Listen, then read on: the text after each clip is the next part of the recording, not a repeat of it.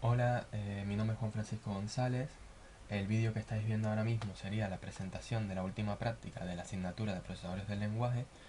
Esta práctica la realicé con mi compañero, se llama Sergio Afonso Fumero. He hecho hasta ahora todas las prácticas con él y bueno, el vídeo anterior también lo realicé con él. Esta práctica es la de transformaciones en los árboles del analizador PL0 y bueno, comenzaremos un poco con sería la definición, descripción de esta práctica. Lo primero de todo es que, bueno, en el despliegue de esta práctica podemos ver que el estilo es bastante similar a lo que serían las prácticas anteriores, con lo cual no vemos necesario explicar de nuevo cómo utilizamos el CSS, que el template para los estilos que utilizamos fue Metro Bootstrap, que el comportamiento de la práctica sigue siendo exactamente el mismo, la posibilidad de una entrada, obtener el árbol de salida, guardar ese fichero en lo que sería la base de datos o descargarlo en un fichero de texto plano.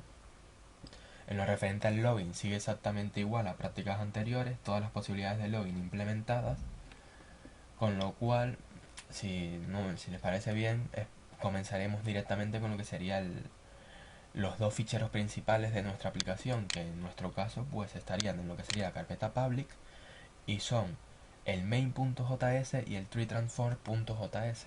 Comenzaremos por el main.js, que es este fichero que estamos viendo ahora mismo, y del main.js lo que habría que destacar quizás sería la línea 6, que llama a una función treetransforms. Esto lo que hace es que para realizar las transformaciones en el árbol hemos decidido crear una nueva función, que es esta que estamos viendo aquí, que lo que hace es recibir como entrada el árbol de análisis sintáctico y devuelve otro árbol al que se le ha realizado el plegado de constante. Aquí, por ejemplo, entre la línea 5 y 7, vemos que en lugar de devolver la salida del parser directamente, pasamos el árbol por la función que acabamos de mencionar y su salida es la que devolvemos a la página web. Esto sería todo lo que habría que destacar del fichero main.js. Luego, el siguiente fichero que tenemos que destacar es el de treetransform.js. Este fichero que estamos viendo aquí es la forma en la que hacemos las transformaciones en el árbol, o cómo se hacen las transformaciones en el árbol. Todo esto se hace manualmente mediante un recorrido en profundidad del árbol. En lugar de especificar un esquema de traducción árbol, como podría hacerse mediante herramientas como la que sería TreeHugger, como vemos, la mayoría del código de esta parte, lo que sería entre la línea 5 y la línea 29 aproximadamente, y luego lo que sería la línea 58 y 78. Es tan solo el recorrido recursivo de los nodos hijos que corresponden a cada tipo de nodo. Sin embargo, en las líneas que irían desde la 30 hasta la 57, más o menos esto que estamos viendo aquí ahora mismo, es donde se lleva a cabo el plegado de las constantes. Por ejemplo, en la línea 35, lo que vemos es que la responsabilidad de hacer el plegado de constantes e incluso decidir si se puede hacer o no, la delegamos en la función constantFolding, que veremos a continuación. También hemos implementado la optimización de las multiplicaciones y divisiones por potencia de 2. Esto se puede ver en la línea 38, esta línea que vemos aquí, la cual vamos a explicar pues enseguida.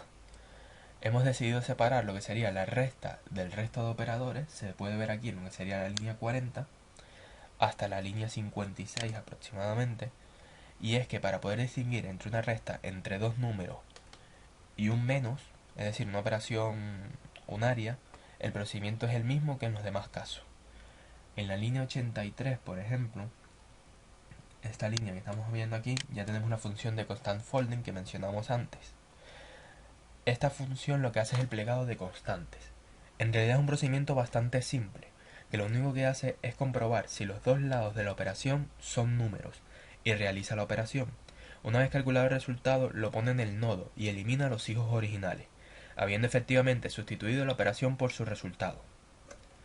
En el 104, en la línea 104, esta línea que vemos aquí, lo que hacemos es que en caso de que no sea una operación entre constantes, simplemente devolvemos el nodo sin modificar.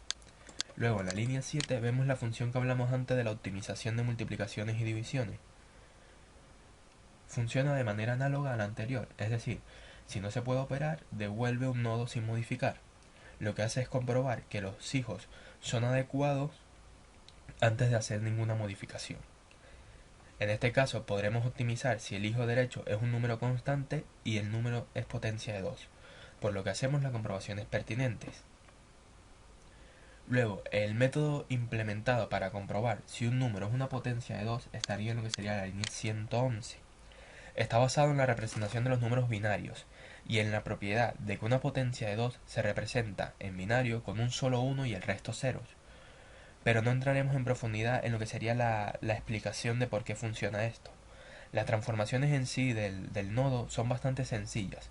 Una vez que se sabe que se trata de una multiplicación o división por una potencia de 2, simplemente se calcula qué potencia de 2 es. Esto ocurre en la línea 113. Calculando el logaritmo en base 2 del número y se asigna un desplazamiento a la izquierda o a la derecha, dependiendo de si se trata de una multiplicación o una división respectivamente. Con esto ya estaría lo que sería la explicación de nuestra práctica, ya que básicamente el resto de la práctica es exactamente igual al vídeo anterior, y esto se puede ver en lo que dije al principio. Utilizamos el mismo template, el mismo funcionamiento.